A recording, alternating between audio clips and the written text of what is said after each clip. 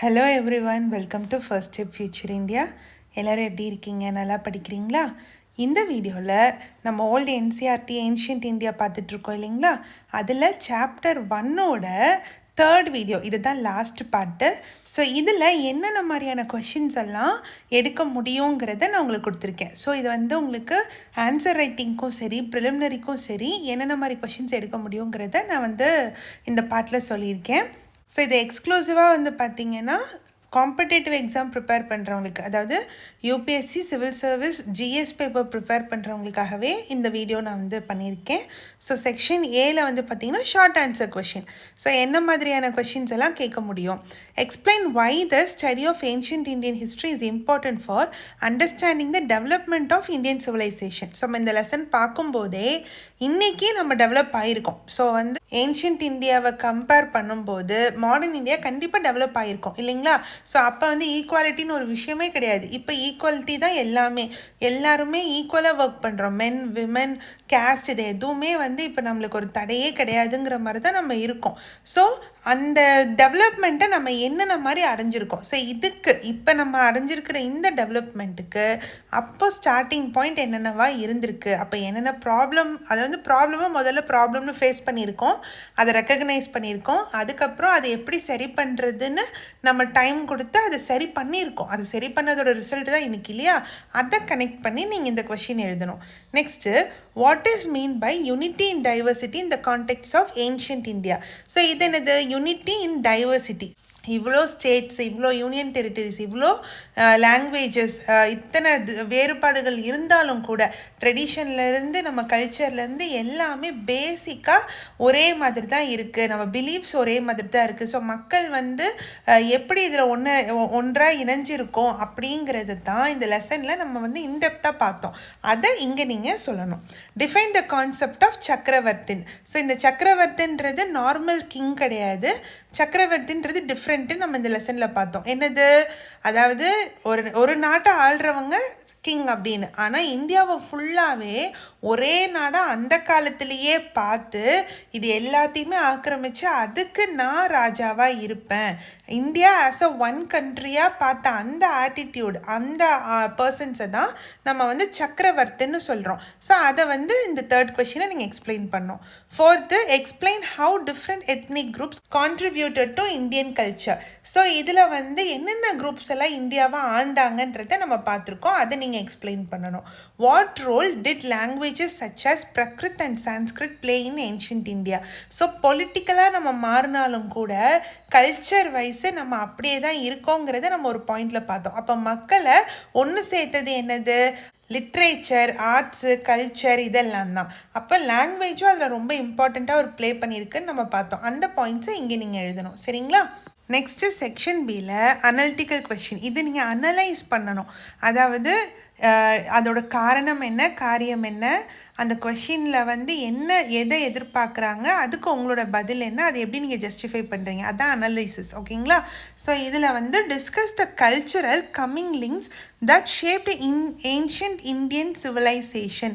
இந்த சிவிலைசேஷன்ற வார்த்தைக்கே என்ன அர்த்தம்னு பார்த்தீங்கன்னா, குரூப் ஆஃப் பீப்புள் எல்லோரும் ஒன்றிணைந்து ஒருத்தரோட ஒருத்தர் எப்படி சேர்ந்து வாழ்ந்தாங்க அப்படிங்கிறது தான் சிவிலைசேஷன். அப்படி அந்த இந்தியன் சிவிலைசேஷன் ஏன்ஷியன் டைமில் எப்படி ஷேப் ஆச்சு, எப்படி பீப்புளெலாம் ஒன்றிணைந்தாங்க அப்படிங்கிறது தான் கேட்டிருக்காங்க. இதில் கம்மிங் லிங்க்ஸ்னால் எல்லோரும் ஒன்றிணைகிறது, சேர்ந்து இருக்கிறது, கூட்டாக இருக்கிறது, அதுதான் அர்த்தம். சரிங்களா? Next, explain the idea of India as a geographical and cultural unity in ancient time. So ancient டைமில் ஜாகிரபிக்கலாக அவங்க எப்படி ஒன்றா இருந்திருக்காங்க, கல்ச்சுரலாக எப்படி ஒன்றா இருந்திருக்காங்க அப்படிங்கிறத நான் இங்கே சொல்லணும். இதில் நம்ம ஆல்ரெடி என்னென்னு பார்த்தோம்? ஒரு ராஜாவோட ஒரு ஆட்சியிலே நம்ம வாழலை இல்லைங்களா? ஸோ நிறைய ராஜாங்களோட ஆட்சிகள் நம்ம மாறி மாறி ஃபேஸ் பண்ணியிருக்கோம். ஒரு கல்ச்சரையுமே நம்ம எது நல்லதோ, நம்ம லைஃபுக்கு ஏற்றதோ, நம்ம பீப்புளெலாம் ஒன்றா சேர்ந்து இருக்கிறதுக்கு உகந்ததாக இருந்ததோ அதை நம்ம அடாப்ட் பண்ணி எல்லாத்துலேருந்தும் நல்லதை எடுத்து அதை ஃபாலோ பண்ணிகிட்டு இருக்கோமே தவிர பியூராக இதுதான் எங்களோட கல்ச்சர் அப்படின்னு நம்ம தனித்தெடுத்து எதையுமே சொல்ல முடியாது. கரெக்டுங்களா? ஸோ அதை நீங்கள் இங்கே எக்ஸ்பிளைன் பண்ணலாம் along with geography and cultural evidences. ஓகேங்களா? Next analyse the social inequalities present in ancient Indian society. So ரொம்ப ரொம்ப இம்பார்ட்டன்ட் சோஷியல் இன்இக்வாலிட்டிஸ் அப்போ இருந்து இப்போ வரைக்குமே நம்ம ஃபேஸ் பண்ணக்கூடிய இஷ்யூஸ். ஸோ அது எல்லாமே நீங்கள் தனித்தனியாக எடுத்து இதில் நீங்கள் எக்ஸ்பிளைன் பண்ணலாம். நெக்ஸ்ட்டு இந்த கொஷின் ரொம்ப ரொம்ப important. Evaluate the relevance of ancient Indian history for understanding contemporary India. Contemporary இந்தியானா இப்போ இருக்கக்கூடிய தற்போதைய இந்தியான்னு அர்த்தம். அப்போது ஏன்ஷியன்ட்டில் நம்ம பார்த்ததுக்கும் இப்போ இருக்கிற இந்தியாவுக்கும் என்னென்ன மாதிரியான ரிலவன்ஸ் எல்லாம் இருக்குதுன்னு சொல்கிறாங்க. ஸோ இதில் நீங்கள் பாசிட்டிவ்ஸையும் எடுத்து சொல்லலாம், நெகட்டிவ்ஸையும் எடுத்து சொல்லலாம். அப்போவும் பீப்புளெலாம் ஒன்றா தான் இருந்திருக்காங்க, அக்செப்ட் பண்ணியிருக்காங்க, புது புது கல்ச்சரை வந்து வரவேற்றிருக்காங்க, எது நல்லதோ அதை அடாப்ட் பண்ணியிருக்காங்கன்னு சொல்லலாம். இப்போவுமே நம்ம அதை தான் பண்ணிகிட்ருக்கோம் இல்லைங்களா? இப்போ கூட வந்து பார்த்திங்கன்னா ரீசெண்ட் டைமில் நம்ம கொரியாவை பற்றி நம்ம தெரிஞ்சுக்கிறோம். கொரியனோட மூவிஸு ட்ராமாஸ் அது இதுன்னு பார்த்து பீப்புள் அதை ஃபாலோ பண்ணுறாங்கங்கிறத நம்ம பார்க்குறோம். எகெயின் நம்ம ஒரு காலத்தில் வந்து பார்த்திங்கன்னா வெஸ்டர்ன் ஸ்டைல்ஸ் அதிகமாக பண்ணோம். ஸோ அது வந்து பார்த்திங்கன்னா யூஎஸ்ஏ அதுக்கப்புறம் யூகேவோட மாதிரியான பழக்க வழக்கங்கள், அதுக்கப்புறம் நம்ம படிப்பு வந்து பார்த்திங்கன்னா வெஸ்டர்ன் எஜுகேஷனை நம்ம அடாப்ட் பண்ணியிருக்கோம். நம்ம ட்ரெடிஷனை விட இப்போ அதிகப்படியாக நம்ம வந்து அப்படியே பிரிட்டிஷ் சைட் தான் நம்ம வந்திருக்கோம். ஸோ அந்த மாதிரி அப்போ இருந்து இப்போதைக்கு என்னென்ன மாதிரியான ரெலவன்ஸ் எல்லாம் நடந்திருக்குங்கிறத கேட்குறாங்க. இப்போ நான் சொன்னதெல்லாம் ஓவராலாக நம்ம சொல்கிறது. பட் இந்த புக் இந்த சாப்டர் ரெலவெண்ட்டாக நீங்கள் இதில் எழுதணும். சரிங்களா? ஸோ இதில் மல்டிபிள் சாய்ஸ் கொஷின்ஸ் கூட இருக்குது. ஸோ செக்ஷன் சியில் வந்து பார்த்திங்கன்னா மல்டிபிள் சாய்ஸ் ப்ரிலிம்ஸ் ப்ராக்டிஸ்க்கு நீங்கள் யூஸ் பண்ணிக்கலாம். த concept of Chakravarti in reference to tribal chief, universal monarch, village head and priest. இதில் 4ல் எது ஆன்சர்? கண்டிப்பாக யூனிவர்சல் மொனார்க் இல்லைங்களா? Next Prakrit served as a lingua franca mainly during யாரோட பீரியடில்? இது நம்ம பார்த்துருக்கோம். கரெக்டாக யோசிச்சு பண்ணுங்கள்.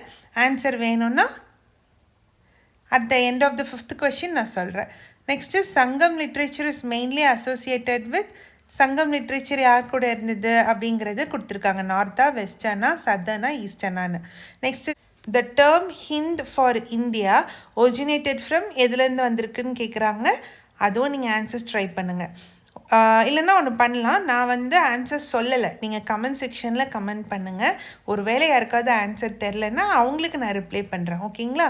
Next the idea of Bharata Varsha refers to a tribe, a kingdom, Indian subcontinent as a cultural unit, a religion. இது எல்லாமே உங்கள் அண்டர்ஸ்டாண்டிங் பேஸ். அதாவது நம்ம ப்ரிலிமினரி கொஷின் பேப்பர் எடுத்து பார்த்தோன்னா இவ்வளோ சிம்பிளாக இருக்காது. ஆனால் உங்கள் அண்டர்ஸ்டாண்டிங்கை டெஸ்ட் பண்ணுறதுக்கு இந்த கொஷின்ஸ்லாம் கண்டிப்பாக யூஸ் பண்ணிக்கலாம். சரிங்களா?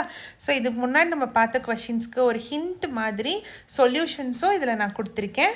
ஸோ இதை வச்சு நீங்கள் டெவலப் பண்ணி 150 250 உங்களுக்கு ஏற்ற மாதிரி நீங்கள் அதை பண்ணிக்கலாம். ஸோ நம்ம ஃபஸ்ட்டு பார்ட் 1 வீடியோவில் லெசனை பற்றின அண்டர்ஸ்டாண்டிங் இருக்குது, பார்ட் 2 வீடியோவில் நோட்ஸ் இருக்குது, பார்ட் 3 வீடியோவில் உங்கள் ரைட்டிங் ஸ்கில், உங்களோட அனலைசிஸ், உங்களோட ஆட்டிடியூட் எல்லாத்தையுமே காமிங்க இந்த ஹிண்ட்ஸை வச்சு.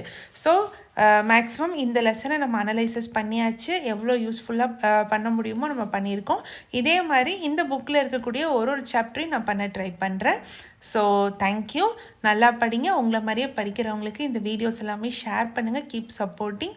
Meeting in the next video. Thank you. Bye.